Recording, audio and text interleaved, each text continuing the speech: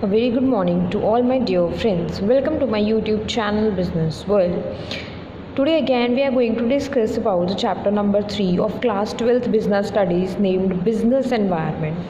So in the earlier videos we have discussed about the new economic policy 1991. We have discussed about the liberalization, globalization as well as privatization. If you want to see the videos on all these topics, all these videos are available on my YouTube channel. I will provide you the link of all those videos in this video only. Okay, so let's begin with the today's topic.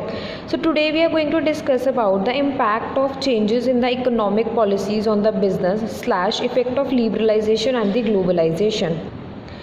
See guys, so basically आज हम क्या discuss करेंगे इस video के अंदर. हमें पता है कि न्यू इकोनॉमिक पॉलिसी 1991 आई, हमें पता है कि लिबरलाइजेशन आया एंड ग्लोबलाइजेशन आया, पर उसका क्या इफ़ेक्ट हुआ या क्या इम्पैक्ट हुआ हमें ये भी देखना बहुत ज़्यादा ज़रूरी है. तो सबसे पहले हम बात करते हैं इंक्रीज्ड कॉम्पिटिशन. ठीक है, अब जब मैं कह रही हूँ इंक्रीज्ड कंपटीशन तो एक्चुअली में था क्या. जब तक हमारे पास न्यू इकोनॉमिक पॉलिसी 1991 नहीं आई थी, इंडिया की जो इकोनॉमी थी वो एक क्लोज्ड इकोनॉमी थी. ठीक है, तो बेसिकली हो क्या रहा था, इंडिया सिर्फ पहले न्यू इकोनॉमिक पॉलिसी 1991 या हम कह सकते हैं लिबरलाइजेशन या ग्लोबलाइजेशन से पहले सिर्फ और सिर्फ इंटरनल कंपटीशन को फेस कर रहा था. लेकिन जैसे ही हमारी न्यू इकोनॉमिक पॉलिसी आई या हम कह सकते हैं हमने लिबरलाइजेशन या ग्लोबलाइजेशन को प्रमोट किया, तो अल्टीमेटली हुआ क्या, कंपटीशन सिर्फ इंटरनल ही नहीं बल्कि एक्सटर्नल भी हो गया.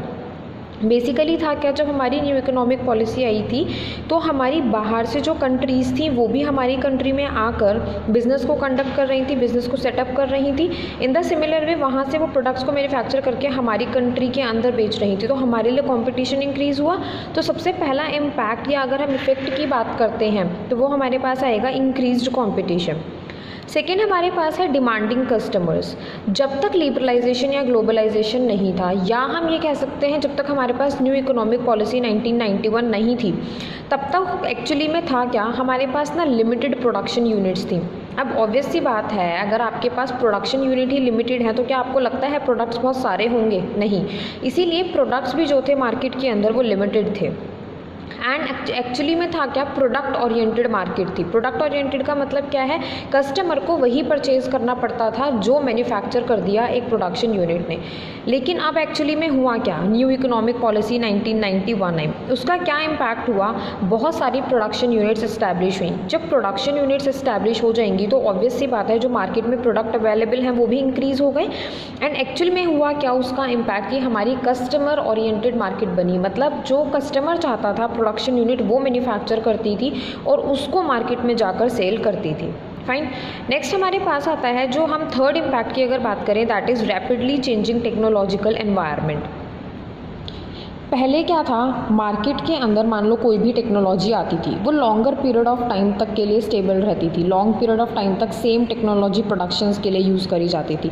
लेकिन जब हमारे पास न्यू इकोनॉमिक पॉलिसी आई या हम कह सकते हैं लिबरलाइजेशन या ग्लोबलाइजेशन आया, तो अल्टीमेटली हुआ क्या, ट्रांसफ़र ऑफ टेक्नोलॉजी. मतलब अमेरिका से टेक्नोलॉजी इंडिया में आएंगी, इंडिया से टेक्नोलॉजी अमेरिका में जाएगी. अब ऑब्वियस ही बात है, इवन हमारी अपनी कंट्री के अंदर भी टेक्नोलॉजिकल चेंजेस जो थे वो बहुत रैपिडली टेक प्लेस कर रहे थे.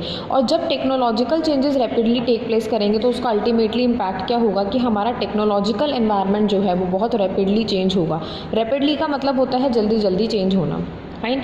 नेक्स्ट अगर हम बात करते हैं फोर्थ इम्पैक्ट, तो वो हमारे पास था डायनामिक एनवायरनमेंट. और जब मैं बात कर रही हूँ डायनामिक एनवायरनमेंट, मेरा क्या मतलब है यहाँ पे, कौन सा एनवायरनमेंट, मेरा बिजनेस एनवायरनमेंट. जब तक हमारे पास न्यू इकोनॉमिक पॉलिसी 1991 या हम कह सकते हैं लिबरलाइजेशन पॉलिसी नहीं थी, तब तक एक्चुअली में हो क्या रहा था, आपने एक पॉलिसी बनाई, उस पॉलिसी को आप लॉन्ग पीरियड ऑफ टाइम तक के लिए यूज़ करते थे. लेकिन फिर हमारे पास आया लिबरलाइजेशन एंड ग्लोबलाइजेशन, या मैं कह सकती हूँ न्यू इकोनॉमिक पॉलिसी आई. तब इम्पैक्ट क्या हुआ, कोई भी स्टेबल पॉलिसी, मतलब आपने एक पॉलिसी बनाई, आप सोचो यार ठीक है मैं एक साल तक नहीं चेंज करता हूँ, उसको ऐसे ही यूज़ करता रहता हूँ, हो ही नहीं सकता. रीज़न बीइंग कंपटीशन इंक्रीज़ हो गया था. यार मार्केट में हर दूसरे दिन नया कॉम्पिटिटर आ रहा है, वो एक नई पॉलिसी के साथ आ रहा है, तो आप कैसे एक ही पॉलिसी को लॉन्ग पीरियड तक के लिए यूज़ कर सकते हैं. तो डायनामिक बिजनेस एनवायरनमेंट को भी इस्टेब्लिश करने में उसने हमारी हेल्प करी. नेक्स्ट हमारे पास आता है need for developing the human resource. देखो, जब तक हमारे पास न्यू इकोनॉमिक पॉलिसी 1991 नहीं आई थी, या हम कह सकते हैं जब तक लिबरलाइजेशन और ग्लोबलाइजेशन नहीं था, तब तक इनएडिक्वेटली ट्रेंड पर्सोनेल्स होते हैं वो लोग जिसको हम एम्प्लॉयज़ कहते हैं। ठीक है, इनएडिक्वेटली ट्रेंड मतलब उनके पास प्रॉपर स्किल्स नहीं है, प्रॉपर कॉम्पिटेंसीज नहीं है, प्रॉपरली वो किसी काम में ट्रेंड नहीं है, पर ठीक है चल जाएंगे। लेकिन जब न्यू इकोनॉमिक पॉलिसी आई, कंपटीशन इंक्रीज़ हुआ, ठीक है, लिबरलाइजेशन एंड ग्लोबलाइजेशन हुआ, तो आप अपनी मार्केट के अंदर ही सिर्फ प्रोडक्ट्स को सेल नहीं कर रहे, आप अपनी मार्केट से बाहर भी प्रोडक्ट्स को सेल कर रहे हैं। तो ऐसी सिचुएशन में इम्पैक्ट क्या हुआ, ज़रूरत पड़ी कि हम हमारे जितने भी ह्यूमन रिसोर्सेज हैं, या मैं कहूँ हमारे जितने भी पर्सोनल्स हैं, या मैं कहूँ जितने भी हमारे एम्प्लॉयज़ हैं, उनको प्रॉपर ट्रेनिंग देने की हमें ज़रूरत पड़ी। वाई? ताकि हम उनके अंदर रिक्वायर्ड स्किल्स को, रिक्वायर्ड कॉम्पिटेंसीज़ को डेवलप कर पाएँ। ठीक है, ताकि जो कंपटीशन लेवल हमारा इंक्रीज़ हो रहा है, जो लिबरलाइजेशन हमारे पास आ रहा है, वहाँ पर हम एफिशिएंट मैनर और इफ़ेक्टिव मैनर के अंदर चीज़ों को प्रोड्यूस कर पाएँ, compete कर पाएँ। इसीलिए नेक्स्ट जो हमारे पास इम्पैक्ट आया वो एक्चुअली में क्या था, जब तक न्यू इकोनॉमिक पॉलिसी हमारे पास नहीं थी, हम लोग सेलिंग कॉन्सेप्ट को फॉलो करते थे। सेलिंग कॉन्सेप्ट बेसिकली क्या था, पहले हम चीज़ को मैन्युफैक्चर करेंगे और फिर हम मार्केट में जाएंगे उस चीज़ को लेके कि भाई हमारी ये चीज़ को सेल कर दो। ठीक है, लेकिन जब हमारे पास लिबरलाइजेशन एंड ग्लोबलाइजेशन हुआ, या मैं कह सकती हूँ जब मेरे पास न्यू इकोनॉमिक पॉलिसी 1991 आई, तो हमारा मार्केटिंग कॉन्सेप्ट डेवलप हुआ। बेसिकली हम करते क्या थे, मान लीजिए कि I want to manufacture this pen, first of all I will go to the market. मैं देखूंगी कि यार कस्टमर की वो नीड है भी या नहीं, अगर नहीं है तो कस्टमर मुझसे क्या चाहता है।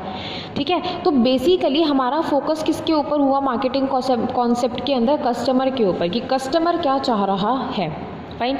नेक्स्ट हमारे पास इम्पैक्ट क्या हुआ, export a matter of survival. Fine. देखो, जब हमारे पास न्यू इकोनॉमिक पॉलिसी आई थी तो एक्चुअली में हुआ क्या था, अगर आप लॉन्ग पीरियड ऑफ टाइम के लिए सर्वाइव करना चाहते हैं तो आपको एक्सपोर्ट करना बहुत ज़रूरी था। इसको एक छोटे से एग्जाम्पल से समझते हैं।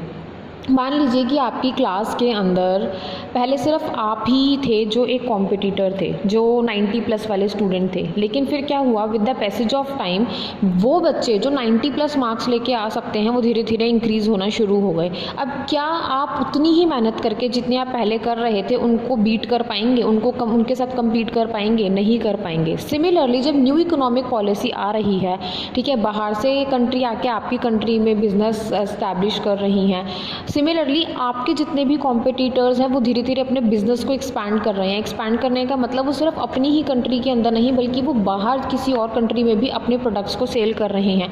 तो ऐसे में आप कैसे सर्वाइव कर सकते हैं बिना एक्सपोर्ट किए? तो इसीलिए हमारा जो न्यू इकोनॉमिक पॉलिसी 1991 आई थी, या हम कह सकते हैं जो हमारी policy of liberalisation and globalisation थी, उसका एक इम्पैक्ट हमारे पास ये भी आया था कि हमारे अगर हम लॉन्ग पीरियड ऑफ टाइम के लिए सर्वाइव करना चाहते हैं तो एक्सपोर्ट करना हमारे लिए एक नेसेसिटी हो गई थी। फाइन।